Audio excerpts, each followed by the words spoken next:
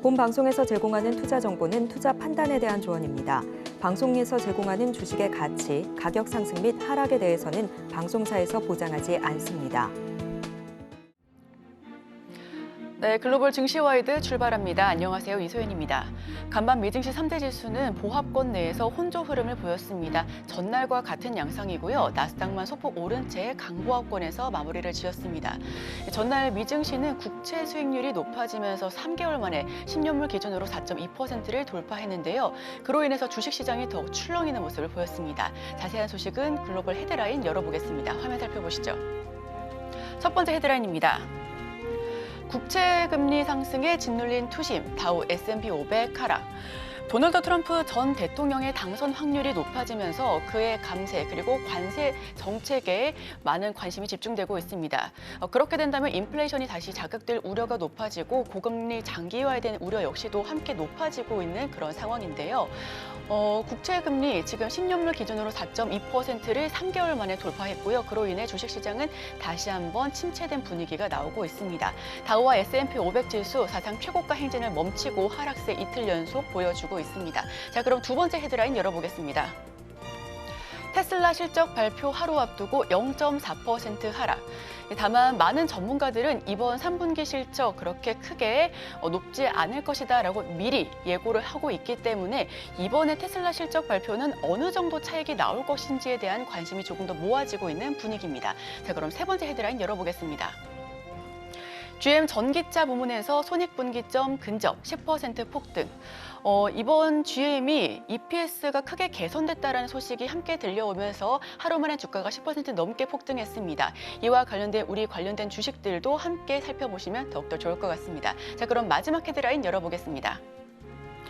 중국 금리 인하, 국제유가 이틀째 급등, 오늘은 2.39% 상승. 중국이 사실상의 기준금리를 0.25%포인트 인하하면서 내수 활성화에 힘을 쏟고 있습니다. 다만 그로 인해 국제유가는 이틀째 상승 흐름을 보여주고 있는데요. WTI 기준으로는 71달러, 그리고 브렌트유 기준으로는 75달러에서 거래가 되고 있는 상황입니다. 더 자세한 소식은 이어지는 외신 브리핑 통해서 전달드리도록 하겠습니다. 김영민 아나운서와 함께 하시죠.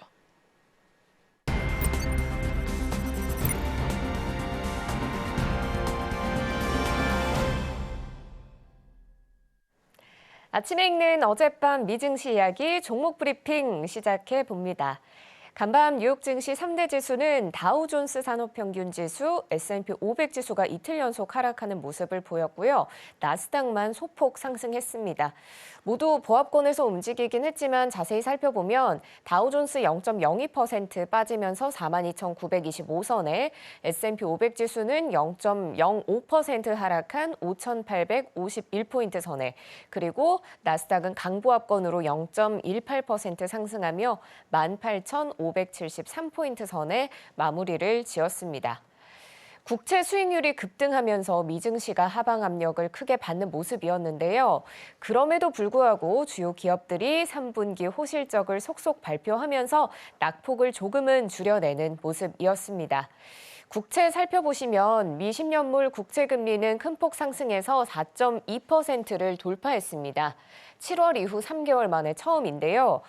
연준이 금리 인하를 늦출 거란 우려가 계속해서 나오면서 국채 금리 상승세가 이어지고 있습니다. 오늘장에서는 반도체 지수들이 대부분 약세를 보였는데요. 대부분의 종목들이 하락세를 보이면서 필라델피아 반도체 지수는 0.49% 하락해 5,190선에 마무리가 됐습니다.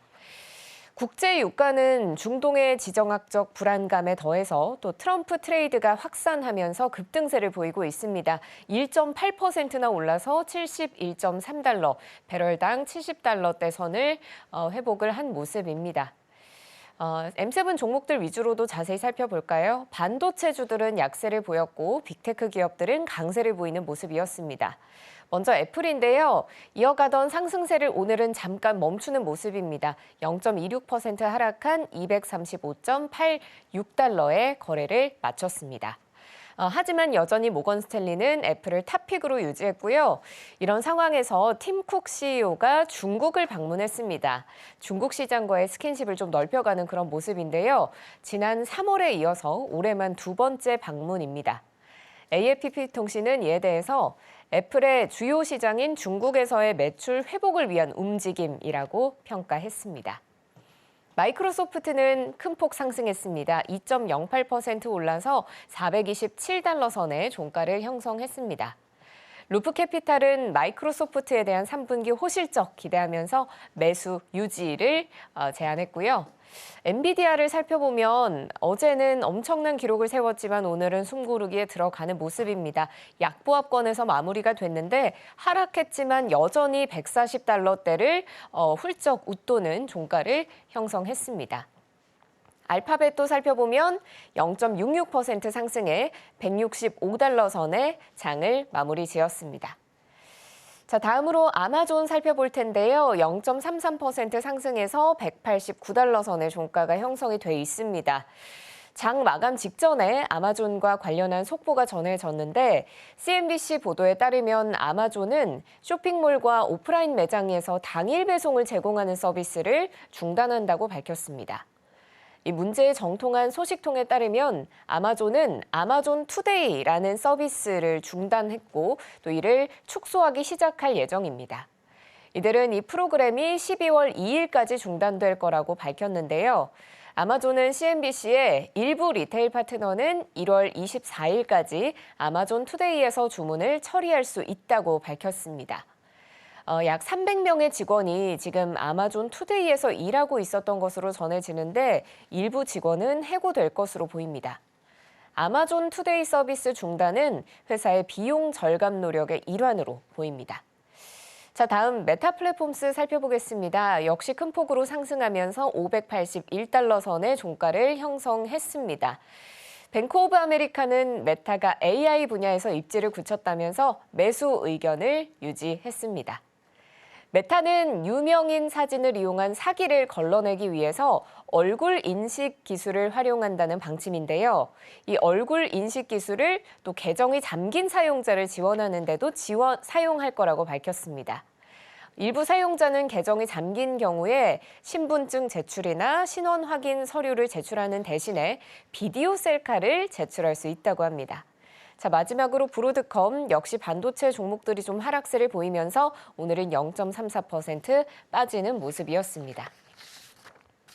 이어서 투데이 핫스탁입니다. 오늘은 실적 발표한 종목들을 위주로 살펴볼 텐데요. 먼저 제너럴 모터스 살펴보죠. 3분기에 깜짝 실적을 발표했는데요. 주가도 상승 탄력을 받아서 무려 10% 가까운 상승폭을 키워냈습니다. 53.73달러에 장을 마감했습니다. GM의 3분기 매출은 487억 6천만 달러로 작년 같은 기간보다 10.5% 늘어났고 LSEG의 컨센서스인 445억 9천만 달러도 상회했습니다. 조정 주당 순이익은 2.96달러로 9분기 연속 순이익 증가고요. 역시 LSEG의 예측치인 2.43달러를 크게 상회했습니다. 이에 따라 GM은 연간 조정 순이익 전망치를 130억에서 150억 달러에서 140억에서 150억 달러로 상향 조정했습니다. GM의 실적 호조는 올해도 꾸준히 판매된 가솔린 엔진 트럭, SUV의 재고를 적게 유지하고 또 여기에 더해서 전기 자동차 부문의 수익성이 개선된 데 따른 것으로 분석됩니다. GM의 CEO 메리 바라는 우리는 안정성에 대한 메시지에 집중해왔고 내년에도 SUV와 전기 자동차의 수익성 개선, 또 중국 사업의 개선으로 강력한 결과가 예상된다고 밝혔습니다. GM의 주가는 올 들어 36% 상승해서 경쟁사들을 앞지르고 있는데요. JP모건은 컨센서스와 추정치를 모두 크게 상회했다면서 GM에 대한 매수 포지션을 유지했습니다. 다음으로 GE 에어로스페이스 살펴보겠습니다. 제너럴 일렉트릭 분사로 탄생한 GE 에어로스페이스는 3분기 실적 발표 후에 주가가 급락하는 모습을 보였습니다. 무려 10% 가까이 하락을 하면서 176달러 선에 마무리를 지었는데요. 이는 7주 만에 가장 큰 일중 하락세입니다. 조정 매출은 89억 4천만 달러로 LSEG의 예상치인 90억 2천만 달러를 조금 밑돌았는데요. 조정 EPS는 1.15달러를 기록하면서 컨센서스를 상회했지만 이는 예측치를 단 1센트 웃도는 수준입니다. GE 에어로스페이스는 연간 매출 전망을 변동 없이 유지하면서 수익과 현금 흐름에 대한 가이던스는 높여 잡았습니다. GE 에어로스페이스의 주가는 월요일 장까지만 해도 올해 91% 급등하면서 S&P 500 지수의 상승세를 훨씬 앞지르고 있었는데요. 이 실적에 대한 기대가 너무 컸기 때문인지 주가가 굉장히 큰 폭으로 빠지는 모습 보여줬습니다. 버티컬 리서치 파트너스의 분석가는 상업 및 방위 부문 모두에서 성장이 완화됐다고 분석하면서 회사의 실적은 전반적으로 좋았지만 기대치가 높았던 탓에 투자자들을 실망시킬 수 있었다고 밝혔습니다. 마지막으로 버라이즌 커뮤니케이션 살펴보겠습니다. 대형 통신사 버라이즌도 3분기 실적을 내놨습니다. 그 여파로 주가가 5% 넘게 밀리는 모습을 보여줬는데요. 41.5달러로 장을 마쳤습니다. 월간 전화 가입자는 23만 9천 명 증가하면서 분석가들의 예상치인 22만 2천 명을 뛰어넘었지만 매출은 333억 3천만 달러로 LSEG 예상치인 334억 3천만 달러를 밑돌았습니다. EPS는 1.19달러로 예상치인 1.18달러를 아주 소폭 상회하는 모습이었는데요. 휴대전화를 바꾸는 사이클이 느려지면서 장비 판매 실적이 부진했던 것이 영향을 미쳤습니다. 최근 아이폰 16 시리즈가 또 발표가 됐는데 버라이즌의 임원진들은 이 애플 16 시리즈가 느린 휴대전화 변경 사이클을 더 촉진할 걸로는 예상하지 않는다고도 밝혔습니다. 버라이즌은 미국의 3대 통신사 중에 첫 번째로 실적을 발표했는데요. 이번 주에 AT&T와 T모빌도 실적 발표 앞두고 있습니다. 버라이즌의 주가는 올해 약 16% 상승했는데 이는 AT&T의 30% 상승, 또 T모빌의 39% 상승에 못 미치는 수준입니다. 지금까지 종목 브리핑 전해드렸고요. 저는 잠시 뒤 글로벌 이슈 들고 다시 찾아오겠습니다.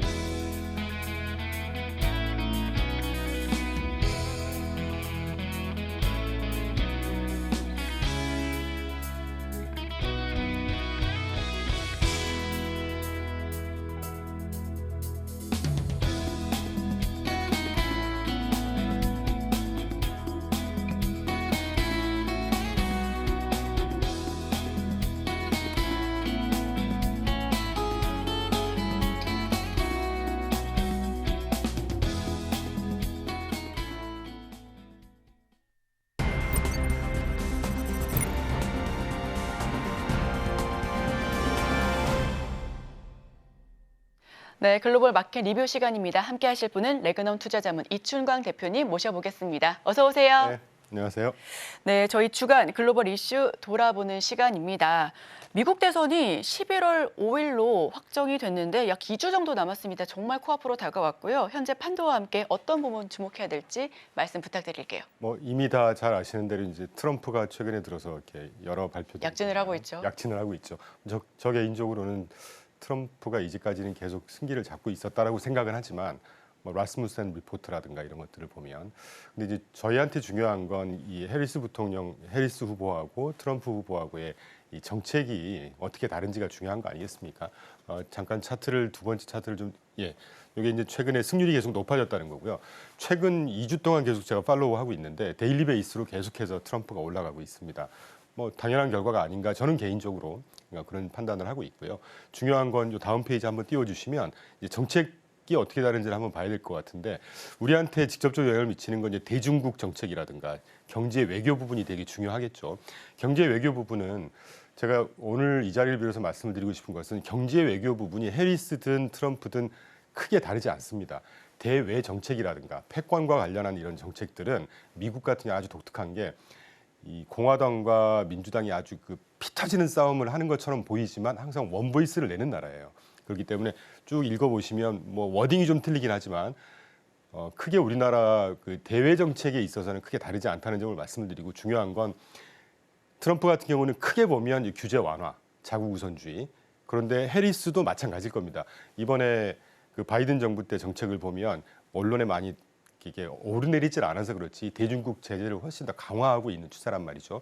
그건 크게 변하지 않을 거란 얘기고, 다만 이제 트럼프가 만약에 당선이 되게 되면 법인세를 현재 본인이 28%에서 21%로 낮췄죠. 그런데 그걸 15%로 낮추고 싶다라는 한 달 전에 블룸버그 인터뷰하고 그런 소신을 밝히기도 했고, 개인소득세 감면시켜주겠다. 반면에 해리스는 법인세는 오히려 인상시키고 부자 과세를 하겠다.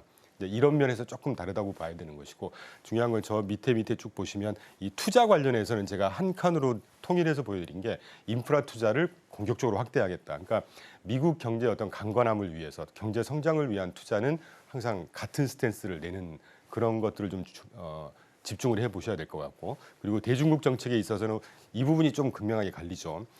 작년 3월 달에 에이펙 정상회담에서 디리스킹이라는 전략을 바이든 정부에서 처음에 주장을 하게 됐었습니다. 그 정책이 계속 갈 것 같고, 디리스킹이라고 하는 얘기는 우리가 취할 건 취하되 중국한테 좀 제약할 것만 선별적으로 하자라는 게 디리스킹이거든요. 그러니까 이 큰 기조는 안정성을 유지하되 기존 관세는 계속 뭐 속된 표현으로 좀 때린다, 이런 차원이고, 이제 잘 아시겠지만 트럼프는 디커플링, 너와 나는 완전 결별이야, 아주 강한 압박, 이런 차이가 좀 있을 거라는 생각이 들고, 개인적으로 이제 이 대중국의 디커플링 정책이 만약에 본격화가 되면 우리나라 이제 수출이라든가 이런 부분은 조금 타격을 받겠죠. 뭐 요 정도의 차이를 볼 수 있을 것 같고, 요약드리면 이제 해리스 트레이드, 요새 뭐 트럼프 트레이드 말이 많습니다. 근데 해리스 트레이드는 바이든 정부하고 크게 다르지 않을 거기 때문에 신재생, 뭐 친환경 뭐 이런 거 아니겠습니까? 대표적으로 IRA 입법이라든가 인플레이션 감축법. 그런데 트럼프 트레이드를 조금 더 눈여겨봐야 될 것 같은데, 본인이 2017년도에 시작했죠. 리쇼어링 계속 더 강화할 것이고, 지금도 이미 지속되고 있습니다. 리쇼어링 수혜주, 그리고 금융 규제 완화 때문에, 그리고 이제 전통 에너지. 저희 회사는 우라늄 같은 경우는 아주 3년 전부터 계속 투자를 하고 있는데 최근에 좀 분출을 하고 있죠. 석유 부분이라든가 뭐 전통 에너지 부분이 좀 더 수혜를 받을 것 같고, 셀콜이 얼마 전에 나온 건 이제 아시겠지만 신재생 에너지라든가 제약주, 그 약값이 굉장히 비싸다는 거 아닙니까? 그 이제 대기업들을 좀 압박을 해서 약값을 인하시키겠다라고 하는 거니까 신재생이나 제약주는 좀 약하지 않을까? 뭐 요 정도 참고를 하시면 어떨까 싶습니다. 네, 방금 보이는 것처럼 트럼프와 해리스 공약 비교를 해주셨는데요. 다만 지금 트럼프가 경쟁 우위에 있다라는 소식이 전해지면서 국채 수익률이 좀 요동치는 모습을 오늘 밤사이에 보여줬습니다. 지금 원고에는 나와 있지 않지만 이 부분과 관련해서 짧게만 코멘트 한번 해주시면 좋을 것 같은데요. 트럼프를 자꾸 이렇게 우리가 집중해서 그러는데, 해리스가 되더라도 국채 수익률이 올라갈 요인은 충분히 있습니다. 왜냐하면 아까 인프라 투자 확대하게 되면 재정 지출이 더 심해지는 것이고, 그러면 연달아서 재정 적자 폭도 확대가 되겠죠. 이제 그런 측면이라는 말씀을 좀 드리고 싶네요. 근데 이제 트럼프 같은 경우는 훨씬 더 공격적으로 할 공산이 크다 보니까 최근에 국채 수익률이 뜨는 이유 중에 개인적으로 한 20-30% 정도의 요인으로 그 국채 금리가 조금 상승하고 있다, 이렇게 보고 있어요. 그럼 두 분이 누가 되시더라도 그래도 그 되고 나서는 조금 더 안정세를 보일 가능성도 있다라고 하는 그렇죠. 부분까지도 참고해 보면 좋을 것 같습니다. 자, 미국 증시 거침없이 잘 나가고 있는 상황 속에서 잠시 이틀 정도는 흐름을 멈춰가는 분위기입니다. 국내 증시가 다만 영 힘을 못 쓰고 있는 게 좀 아쉬울 따름인데요. 우선 미국 같은 경우는 S&P 500 올해만 47번째 신고가를 갈아치웠습니다. 이렇게 거침없이 잘 나가고 있는 배경에 대해서 여쭤보도록 할게요. 너무 좋은 질문이신데 너무 많겠죠. 그런데 제가 몇 가지만 가져왔습니다. 제 네. 개인적으로 생각하는. 참고로 그림에는 아직 안 보이시지만 지난 94년도, 그러니까 약 한 30년 동안 S&P 500이 1212%가 정확히 상승을 했고요. 어제 기준으로. 코스피가 178.7% 상승을 했습니다. 그러니까 2배가 덜 상승한 거죠. 30년 동안. 미국 증시는 1200%니까 몇 배가 뜬 거겠습니까? 이런 차이는 지난번에 제가 어디서 그런 표현 드린 것 같은데, 주가가 이렇게 크게 상승을 한다는 거는요, 뭔가 매니플레이션을 하고 매니지를 하고 이상한 짓을 해서 뜨는 게 아닙니다. 주식시장이라고 하는 것은 머니게임이 가장 치열한 곳이고, 가장 머니는 또 현명한 자산 중에 하나라고 하잖아요. 그럴 만한 이유가 있다는 것이고 그중에 제가 한 4가지 갖고 온 건데 무엇보다 혁신의 메카죠, 미국은. 그리고 미국 그 정부도 가장 힘이 센 나라지만 미국의 실제 경제를 끌어가는 부분은 민간 부분이 끌어갑니다. 금융, 뭐 저도 근무했었지만 JP모건, 뭐 골드만삭스라든가 지난주부터 계속해서 주요 금융사들이 실적 발표, 어닝 서프라이즈 발표하고 있고 그리고 하다못해 뭐 갑자기 생각나네요. 내비게이션도 미국에서 먼저 만들어졌고 컴퓨터, 인터넷 뭐 이런 것들만 보면 혁신의 그 메카라는 생각이 들고 그게 민간 경쟁력이 끌어가는 이게 가장 큰 중요한 원동력 중에 하나라는 것이고요. 두 번째 방금도 제가 살짝 언급드렸지만 우리가 미국 FMC를 굉장히 집중하는 이유는 뭐겠습니까? 그만큼 전 세계 파급력이 크다는 거거든요. 그 말을 다시 우리가 해석을 해보면 미국의 정책 실효성이라든가 정책 공학이 굉장히 뛰어난 나라입니다. 그렇기 때문에 이런 장기적인 우상향을 계속 보여줄 수 있는 원동력 중에 하나가 아닌가 하는 생각이 들고 뭐 엘리트주의는 조금 정치색이 있기 때문에 제가 빼고요. 무엇보다 우리나라하고 가장 큰 점은 경제 구조가 다르다는 것이죠. 우리나라 1년 GDP가 1.8조 달러 정도 되고요. 미국이 한 29조 달러 됩니다. 한 18배 차이가 나죠. 어마어마한 규모의 경제인데 그 어마어마한 규모의 경제가 우리가 GDP를 분해해 보면 소비, 투자, 정부 지출, 수출 빼기 수입으로 분해할 수 있단 말이죠. 우리나라 경제는 수출과 수입을 합친 게 지난 2023년 말 기준으로 제가 뽑아보니 계산을 해보니까 1.8조 GDP의 정확히 103%를 차지하더라고요. 그러니까 수출과 수입이 약간 뭐 기형적이라고 표현하기는 좀 그렇지만 쏠려 있는 경제 구조죠. 해외 이슈에 크게 영향을 받을 수밖에 없는. 근데 반면에 미국은 그 28조 달러 어마어마한 규모지만 소비가 차지하는 비중이 70에서 75%입니다. 그러니까 자국 내에서 모든 게 가능한 경제 구조라는 것이죠. 이런 게 가장 큰 차이가 있지 않을까 하는 생각이 드네요. 네, 이제 미국 9월 소매 판매 지표로 넘어가 보겠습니다. 0.4% 올랐습니다. 여전히 탄탄한 미국 경제를 보여주고 있고요. 이에 따라서 11월, 12월 금리의 향방에 대해 궁금하실 분들 굉장히 많으실 것 같습니다. 자, 예상 시나리오도 한번 하나하나 좀 짚어보면 좋을 것 같은데 우선은 시카고 패드워치 툴에 따르면 25bp 가능성이 86% 수준, 50bp는 0으로 수렴한다라고 하는데 어떻게 보실까요? 뭐 당연한 저는 사실 패드워치를 그렇게 중요하게 보진 않거든요. 시장에서 그냥 배팅하는 확률이기 때문에 중요한 건 FMC 뭐 제롬 파월을 포함해서 그분들이 어떻게 생각하느냐이지 않겠습니까?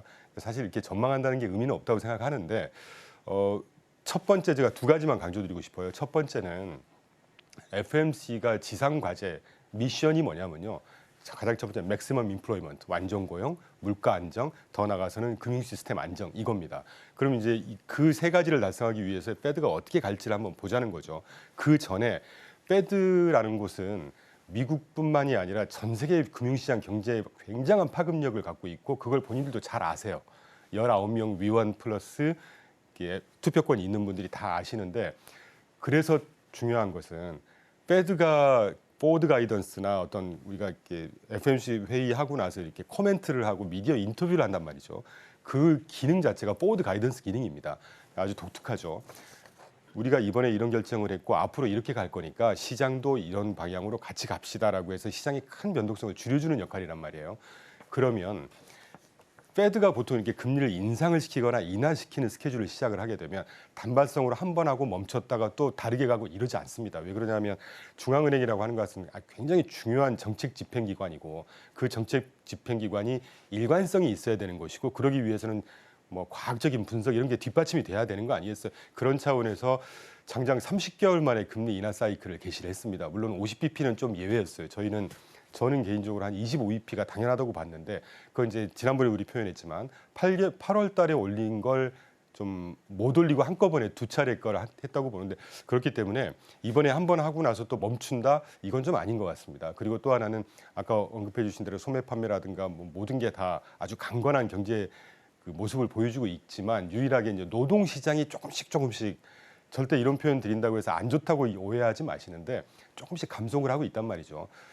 실시간 그 주간 실업수당 청구 건수 같은 거 보면 22만 건, 23만 건에서 24만 9천 건 갔다가 24만 1천 건으로 지난주에 조금 떨어지긴 했지만 그래도 소폭 조금씩 슬로우다운 하고 있다는 모습을 보여주는 걸 감안한다면 올해 여름 2, 4분기 때부터 제롬 파월이 분명히 언급을 하고 계시죠. 노동시장 더 이상 냉각되는 거 좌시하지 않겠다라는 이런 것들을 감안해 보면 이번에 11월, 12월 달에 물론 그 사이에 또 물가 지표가 어떻게 발표되고 이런 것들을 봐야 되긴 하겠습니다만 현재까지의 거시지표만 보면 30개월 만에 이제 금리 인하 피벗을, 사이클 네. 개시한 거를 피벗 스탠스를 그대로 가져가지 않을까. 그래서 11월, 12월 25bp씩 인하를 할 가능성은 여전히 높다라는 생각을 하고 있고 방금까지 우리가 정책 금리를 말씀드렸잖아요.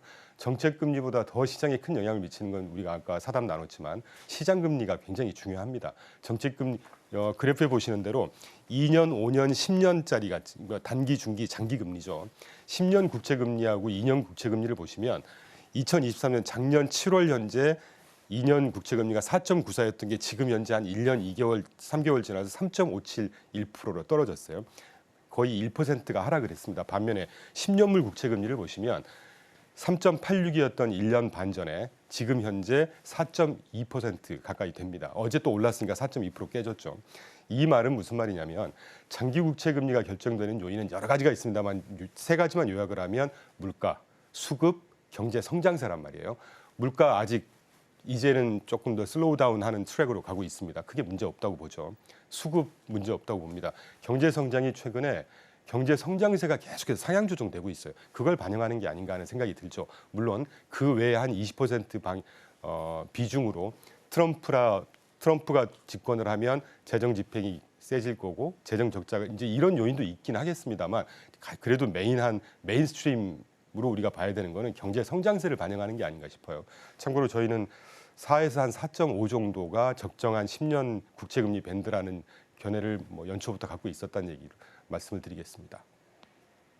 네, 이와 관련해서 2주 내내 계속해서 좀 흔들리는 모습을 보일 것 같은데요. 저희와 함께 하시면서 팔로우업 해주시면 될 것 같습니다. 자, 원달러 환율 이야기로 들어가 보겠습니다. 계속해서 고공행진 이어가고 있고요. 오늘은 1,380원 정도 되는 수준입니다. 달러 ETF까지 인기가 높아지고 있는데 위안화 약세가 달러 강세에 영향을 미친다라는 분석 역시 나오고 있습니다. 자, 이런 상황에서 달러 강세 기조 언제까지 이어질지도 굉장히 궁금하고요. 제 주변에 가장 친한 친구가 달러를 좀 가지고 있는데 지금 팔아야 돼? 이런 질문을 하더라고요. 어떻게 보실까요? 조금 더 갖고 있어도 되지 않을까 하는 네. 생각이 드는데 사실은 저희가 이제 거시경제지표 분석을 하고 저도 한 30년 이렇게 있었습니다만 딱 두 가지가 예상하기 굉장히 어려운 시장입니다. 유가하고 환율이죠. 유가와 환율은 이 펀더멘탈한 영향 외에도 헤지펀드 수요라든가 이런 헤지 수요들이 굉장히 크게 단기적인 영향을 미치기 때문에 전망한다는 건 의미는 없고요. 다만 이제 저희는 개인적으로 환율을 볼 때는 우리가 원 달러라고 하면 상대 환율이잖아요. 그럼 상대 환율이라는 얘기는 미국과 한국의 어떤 경제 지표라든가 이런 것들이 영향을 미쳐서 상대적으로 우리가 보는 게 원 달러고, 그럼 이제 정작 원 달러 환율 상대 환율에 영향을 미치는 정말 중요한 요인은 환율이라는 게 뭐겠습니까? 그 나라 경제의 체질, 상황, 상태를 얘기를 해주는 거잖아요. 그걸 보려면 실질 실효 환율이라는 걸 봐야 된다는 생각을 합니다.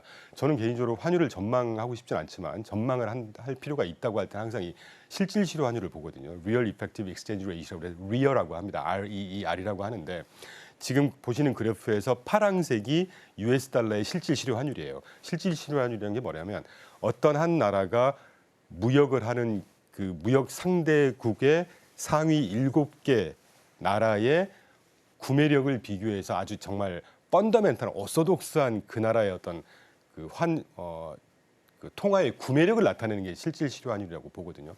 US 달러가 지금 보시면 저 끝에 보시면 2023년 4년 들어서 쭉 상승을 하고 있죠. 그러면 US 달러의 강세 요인인 겁니다. 를 나타내는 겁니다. 반면에 같은 기간 동안 자주색 그래프가 우리나라 원화의 실질 실효 환율이에요. 반면에 떨어지고 있어요. 그러니까 그 구간 동안 우리가 그때 얼마까지 봤습니까? 원 달러 환율 1,400원. 400원 가까이 갔었죠. 그 구간이란 말이에요. 근데 최근 한 2, 3개월 동안에 US 달러의 실질 환율이 조금 빠지고 원 달러가 조금 올라가죠. 그런데 지금 원 달러 같은 경우는 초록색인데 최근에 쭉 떨어졌다가 다시 쭉 상승하고 있습니다. 실질 실효 환율이 한두 달 좀 늦게 발표가 돼요. 근데 이제까지 최근 몇 개월의 추세만 보면 원달러 환율이 지금 1,360원, 70원 가까이 간 게 조금 과도한 게 아닌가. 참고로 저희는 1,300원에서 1,350원 정도가 적정한 밴드가 아닐까 하는 생각이 드는데 아까 제가 친구분 계속 조금 더 갖고 계셔도 될 거라고 생각을 하는 이유는 기본적으로 양국의 그 환율의 차이는 금리 차 아니겠습니까? 한 400원 갔다가 1,300원 초반까지 떨어질 때 이제 강달러는 끝났다 이렇게 섣부른 판단을 했었죠. 저희는 계속 생각했던 거가 30개월 만에 금리를 미국에서 인하를 시켰기 때문에 원달러 환율은 조금 떨어질 공산이 있었지만 자 그러면 미국이 인하를 시키게 되면 다른 나라 어떻게 되겠습니까? 아까 언급해 주신 중국이라든가 ECB라든가 공조화하는 현상이 우리나라 나타나겠죠. 그렇죠. 그러면 기본적인 금리 차는 여전히 유지되는 겁니다. 그렇게 되면 원달러 환율이 그렇게 막 많이 견조하게 떨어지는 그럴 가능성 좀 적다는 것이죠. 또 연거푸 말씀드리면 경제 성장세 자체가 미국이 지금 나홀로 강건해지고 있잖아요. 그런 거 보면 모르겠어요. 얼마 정도가 적정한 밴드인지는 모르겠는데 적어도 1,350원 그 어라운드에서 1,300원 초반 또는 1,200원대 가는 건 쉽지 않지 않을까 하는 생각이 듭니다. 네, 환율까지 짚어봤습니다. 이제 S&P 500 기업 가운데서는 약 70%가 특히나 이번 주에는 약 20%가 발표가 한다고 되니까 이번 달 내에 거의 대부분 실적 발표 마무리가 될 것 같은데요. 빅테크 실적 계속해서 나오고 있습니다. 이번 주는 테슬라 그리고 아마존 등 굵직한 기업들의 실적이 대기 중인 상황에서 ASML의 악몽은 어느 정도 지워버리고 TSMC가 그래도 다시 한번 증시 반등을 노려주는 반도체 쪽을 좀 살아 숨쉬게 해주는 그런 역할을 기폭제 역할을 해준 것 같은데 여기를 통해서 빅테크 실적 신고가 경신 랠리가 이어질 수 있을지 문의드릴게요. 참 제가 방송 출연을 많이 하는데 신고가 주가가 얼마까지 갈 거냐 솔직히 잘 모르겠고요. 제가 다만 말씀드릴 수 있는 건 기본적으로 지금 현재의 어떤 에너지 자체가 또는 거시 환경이라든가 그 기업들의 어떤 뭐 영업 환경, 매출 이런 것들이 지금 현재보다 우상향할 거냐 우하향할 거냐 정도는 말씀드리고 싶어요. 그 정도만. 제가 몇 가지 정리를 해갖고 왔습니다. 요약드리면 LSEG라고 해서 런던 스탁 익스체인지 그룹 런던 증권거래소에서 지난주에 보내준 보고서예요. 런던 스탁 익스체인지 거래소 그룹에서는 이번 3분기 EPS 성장률을 5% 정도 될 거라고 봤습니다. 여기 빨간 거 보이시죠? 네. 4.3이라고 써놓은 건 지난주 10월 18일 현재 백스셋에서 지난주 10월 18일 현재가 보니까 13%인가 14% 기업들이 실적 발표를 했더라고요. 그 데이터를 놓고 보니까 지금 현재 4.3% 정도 EPS가 3분기에 성장을 하고 있더라라는 겁니다. 그러니까 4.3에서 한 5% 정도 밴드로 우리가 볼 수가 있겠죠. 뭐 차트는 따로 요 다음 차트가 있는데 그건 빼고 설명드리면 보통 매 분기마다 기업 실적 EPS가 예상치보다 작게는 3%, 크게는 한 7% 정도 초과 성과를 달성을 해요. 앱솔루트 넘버로. 그러면 4.3에서 5니까 한 7에서 8% 정도 성장한다는 얘기가 그렇게 해서 나오는 거거든요. 자, 문제는 여기서부터 신고가를 갈 수 있느냐 우상향할 거냐 저는 충분히 그렇게 갈 수 있다고 보는 것이 GDP 성장률이 지지난주에 미국 상무부에서 니빠라고 해서 국민 소득 및 생산 계정을 업데이트하는 과정에서 과거 최근 5년의 GDP 성장률을 평균 0.2%포인트 상향 조정을 했습니다. 그러니까 여담이지만 2022년도 1, 4분기, 2, 3분기 마이너스 2%, 마이너스 0.6% 성장해서 그때 사실 기술적인 침체 여건이 됐었거든요. 참고로 아무도 그때 침체 얘기 안 했죠. 그 요번에 상향 조정하면서 마이너스 0.2%였던 게 마이너스 1%, 마이너스 0.6%였던 게 플러스 0.3% 상향 조정이 됐어요. GDP 나우 아틀란타 연방은행에서 실시간으로 계속 예측치를 발표해 주고 있는데 지난주 3분기 GDP 성장이 3.2에서 3.4로 상향 조정을 했습니다. 성장률 자체가 상향 조정이 되고 있고 자 그럼 이제 기업들의 주가가 좋으려면 마진율이라든가 비용이 줄어들어야 되는 거잖아요. 비농업 생산성이 1, 4분기 0.4에서 2, 4분기 2.5로 대폭 상향 조정이 됐습니다. 3, 4분기 것도 발표가 봐야 알겠지만 적어도 1, 4분기 때만큼까지는 떨어지지 않을 거예요. 그럼 생산성이 계속 개선되고 있고 두 번째 임금 상승률 월간으로 볼 때 올 초에 7%가 넘었습니다. 지금 현재 6% 초반대로 떨어지고 있어요. 계속 떨어지는 추세로 갈 겁니다. 그럼 임금 상승에 대한 부담도 줄어들죠.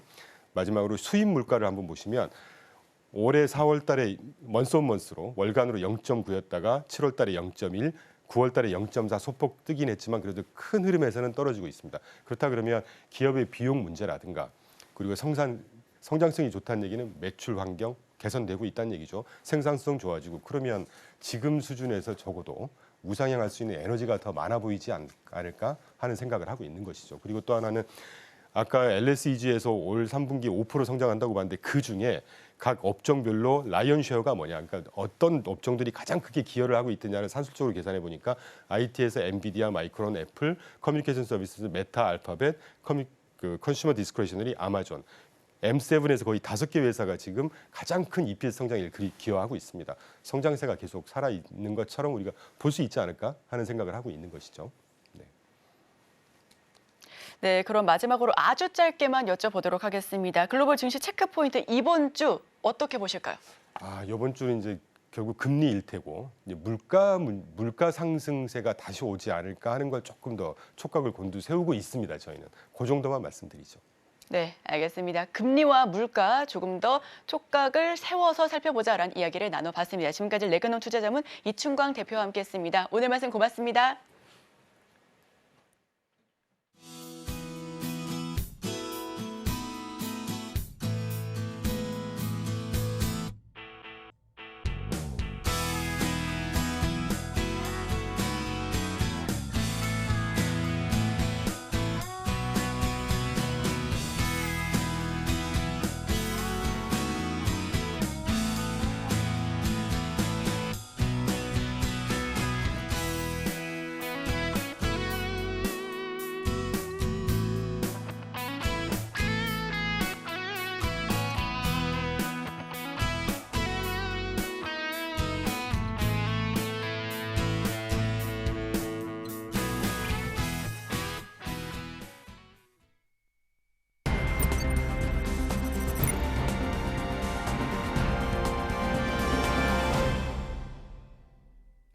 오늘 아침 빼놓을 수 없는 글로벌 이슈 쉽게 읽어드립니다. 아침에 읽는 어젯밤 미증시 이야기 어떤 이슈들이 있었는지 함께 살펴보겠습니다.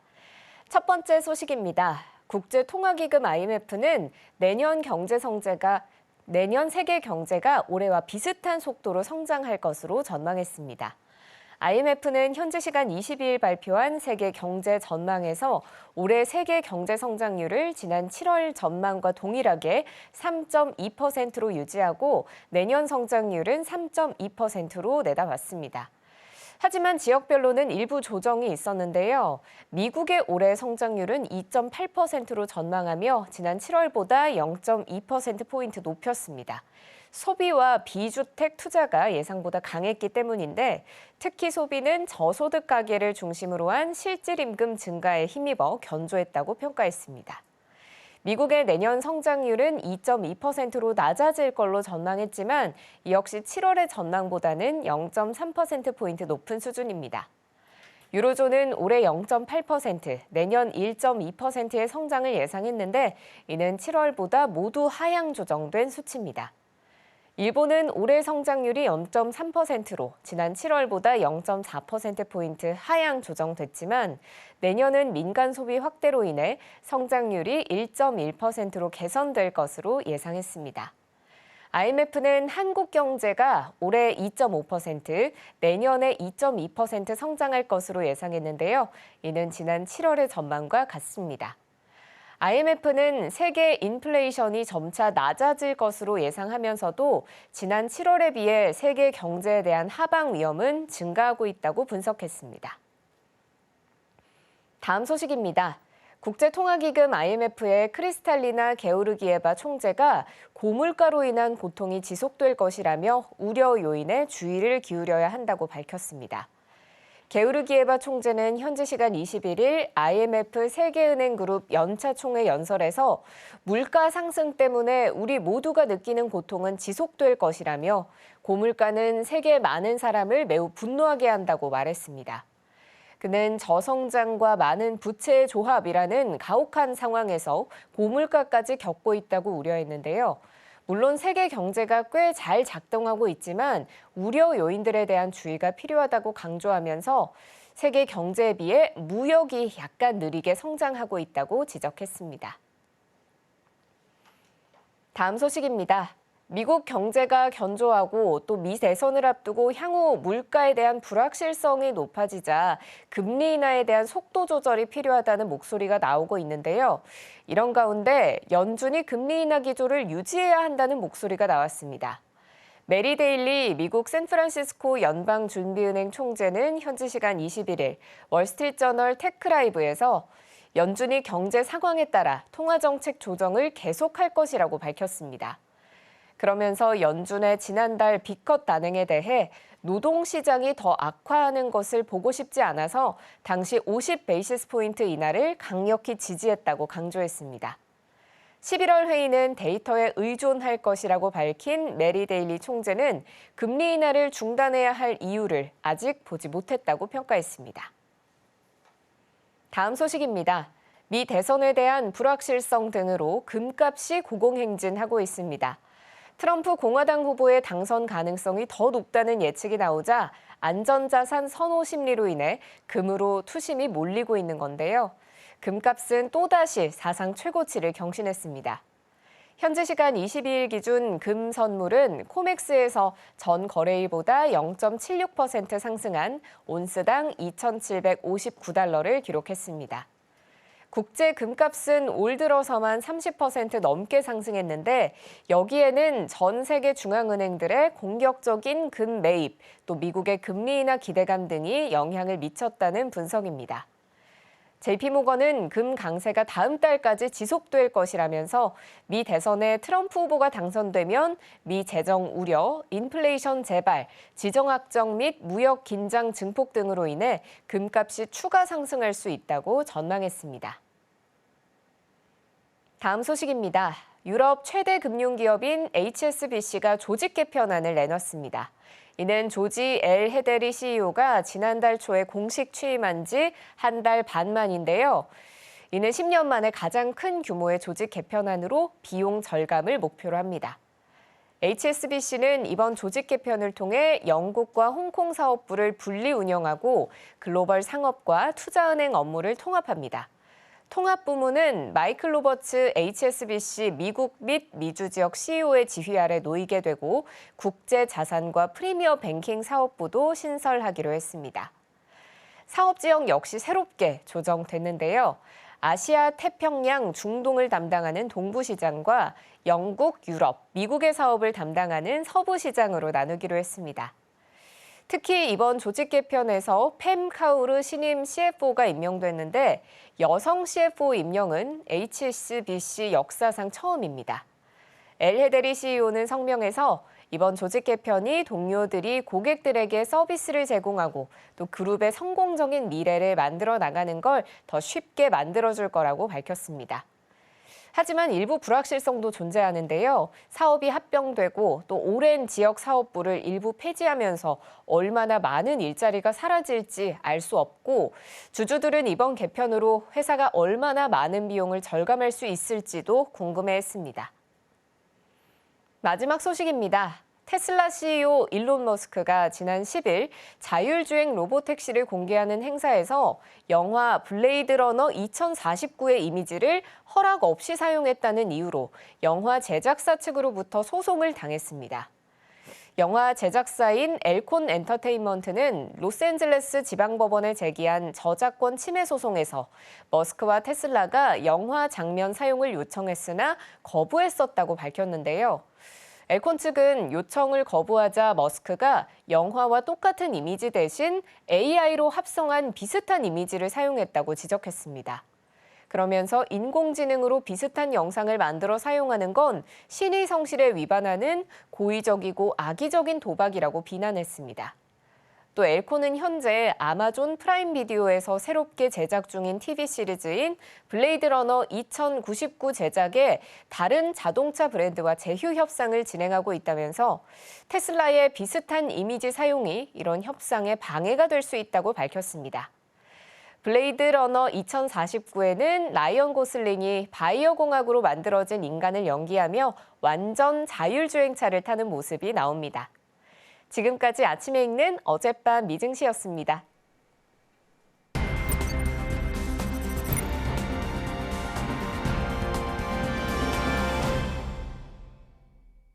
네, 투자하실 때 참고하시면 좋을 리포트 살펴보겠습니다. 화면을 통해서 만나보시죠. 중국의 강화된 희토류 수급 통제 의지 IM증권의 리포트입니다. 산업의 비타민이라고 불리는 희토류 가격이 고공행진을 이어가고 있습니다. 사실상 희토류를 독점하는 중국이 이달 들어 공급망 통제 강화에 나섰기 때문이고요. 이 같은 추세는 당분간 계속될 것으로 전망되고 있습니다. 단 MP 머티리얼즈는 중국의 희토류 통제 강화에 따른 수혜를 가져갈 수 있을 것으로 예상이 되는데요. 지난 4일 기준 중희토류 산화 디스프로슘 가격은 킬로그램당 256.5달러를 기록해 최저값을 기록한 7월과 비교 약 11% 정도 올랐습니다. 미국 최대 희토류 생산업체 MP 머티리얼즈는 미국 최대 희토류 생산업체로 잘 알려져 있고요. 네오디뮴을 비롯해 글로벌 희토류의 15%를 공급하고 있습니다. MP 머티리얼즈의 핵심 제품은 네오디듐과 프라세오디듐이라는 두 개의 히토류입니다. 네오디듐은 차세대 산업에 필요한 연구 자석을 생산하는 데 사용이 되고요. 특히 네오디듐 자석 같은 고성능 연구 자석의 중요한 성분으로 잘 알려져 있습니다. 네오디듐 자석은 전기차와 풍력 발전기, 하드 드라이브, 스마트폰, 헤드폰 등 다양한 첨단 기술의 제품에서 필수적인 부품으로 잘 알려져 있고요. 네오디듐을 포함한 다양한 히토류 원소가 포함된 바스타네사이트 정광을 채굴하고 있습니다. 바스타네사이트는 히토류 원소가 포함된 주요 광물 중 하나로 알려져 있고요. 히토류 원소를 추출하는 데 사용되는 것으로도 보여지고 있습니다. 정광은 광석에서 유용한 금속이나 광물을 추출하기 위해 불순물을 제거한 이후 남은 고농도의 광물 또는 금속을 말하고 있습니다. 즉 정광은 채굴된 광석을 처리하여 원하는 금속이나 광물 성분의 농도를 높인 상태로 금속을 추출하기 전 단계의 중요한 중간 생산물이다라고 볼 수가 있겠습니다. 바스타네사이트 정광은 바스타네사이트 광석에서 네오디듐과 프라세오디듐 등 히토류 원소들을 추출하기 위해 불필요한 불순물들을 제거한 고농도의 히토류 광물 덩어리입니다. 주요 산지로는 미국과 중국, 몽골, 인도 등이 있으며 특히 중국은 전 세계 히토류 공급의 큰 부분을 차지하고 있습니다. 당초 채굴된 정광 100%는 중국 성어 리소스에 판매되어 재련 과정을 거치고 있었는데요. 2023년 4분기부터는 미국 내에서 정광을 재련, 분리하면서 히토류 산화물을 자체 생산하기 시작했습니다. 성어 리소스는 중국에 본사를 둔 주요 히토류 자원 개발 및 처리 기업입니다. 이 회사는 히토류 광산의 탐사와 채굴, 정제, 가공, 그리고 관련 제품들의 판매에 이르기까지 다양한 단계를 개발 그리고 생산하고 있는 것으로 잘 알려져 있고요. MP 머티리얼즈는 여기서 2025년도 말까지 히토류 연구 자석 생산으로 이어지는 밸류체인을 구축해 나가겠다라는 계획을 밝혔습니다. 단 히토류 가격 급락으로 실적은 급격하게 악화가 됐었죠. 2023년 4분기부터 미국 내에 채굴한 정광으로 네오디듐 산화물을 생산하기 시작은 했습니다만 히토류 가격 부진, 낮은 가동률, 상공정 일회성 보수 등으로 마이너스 영업이익을 시현하고 있었습니다. 히토류 가격 하락이 MP 머티리얼즈 실적 부진의 핵심 이유였었는데 전기차와 재생에너지 등 전방 수요 둔화에도 불구하고 중국 내수 생산 쿼터가 지속적으로 증강했었고 그리고 생산량 초과분은 수출량 증가로 이어져 히토류 가격 하락을 부채질했었습니다. 현 가격에서 동사의 적자 기조는 당분간 불가피할 것으로 보여지고 있는데요. 단 영업 제반 환경은 점차 나아지고 있다는 부분도 참고해 주시면 좋겠습니다. 그럼에도 동사 실적은 지금을 바닥으로 점차 개선될 걸 전망하고 있습니다. 다소 완화됐었던 중국 히토류 수급 통제 의지가 강화되면서 이에 주요 히토류 가격 역시 양호할 것으로 예상이 되고 있는 부분이고요. 현재 6월 제정된 중국의 첫 히토류 전문 행정법규인 히토류 관리 조례가 10월 1일부터 시행하고 있습니다. 33개 조문으로 이루어진 이 조례는 히토류에 대한 국가 차원의 보호, 생산, 수출에 대한 정부의 규제 강화를 골자로 하고 있고요. 조례 발표 이후 네오디듐은 물론 중히토류가 계속해서 7월 바닥 대비 반등하고 있습니다. 참고로 2023년 기준 글로벌 히토류 보존량 그리고 생산량에서 중국이 차지하는 비중은 각각 38%, 68%로 절대적이었다라고도 보여지고 있었는데요. 또한 2023년 3분기부터 생산을 시작한 네오디듐 산화물의 램프업 및 히토류 정광 증설에 따른 실적 개선이 2024년 3분기 MP 머티리얼즈 네오디듐 산화물 연 환산 생산량은 2,000톤, 완전 가동 시에는 6,000톤에 달할 걸로 예상을 하고 있는 상황입니다. MP 머티리얼즈의 글로벌 투자 의견은 대체로 긍정적입니다. 여러 투자 분석가들은 매수 의견을 유지하고 있고요. MP 머티리얼즈는 전 세계 히토류 공급의 약 15%를 차지하고 있으며 특히 전기차와 드론, 풍력 터빈 등 첨단 기술에 필요한 핵심 자원을 제공하고 있기 때문입니다. 단 단기적으로는 중국의 히토류 공급 경쟁과 같은 도전 과제가 잔존해 있다라고도 볼 수 있겠고요. 일부 투자사에서는 보유 의견을 유지하고도 있습니다. 장기적으로는 전기차 및 로봇 산업의 성장이 히토류 수요를 크게 증가시킬 것으로 예상되고 있기 때문에 MP 머티리얼즈의 중장기적 성장이 유효하다라는 분석도 함께하고 있습니다. 자, 제가 준비한 소식은 여기까지 알려드리겠습니다. 화면을 통해서 이번 주 글로벌 주요 일정 살펴보겠습니다.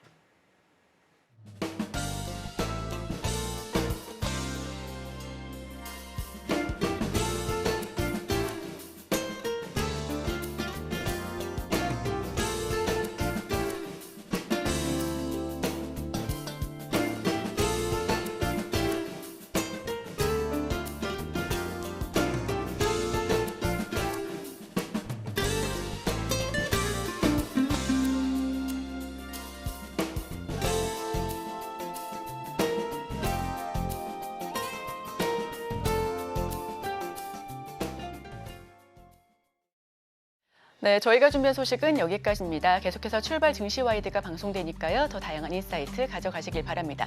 참고로 본 방송에서 제공하는 정보는 투자를 위한 조언을 할 뿐 해당 종목의 상승 또는 하락, 가치 판단을 보장하고 있지 않습니다. 이 점 유의하셔서 투자 판단에 참고해 주시길 바랍니다. 함께해 주신 여러분, 오늘도 고맙습니다.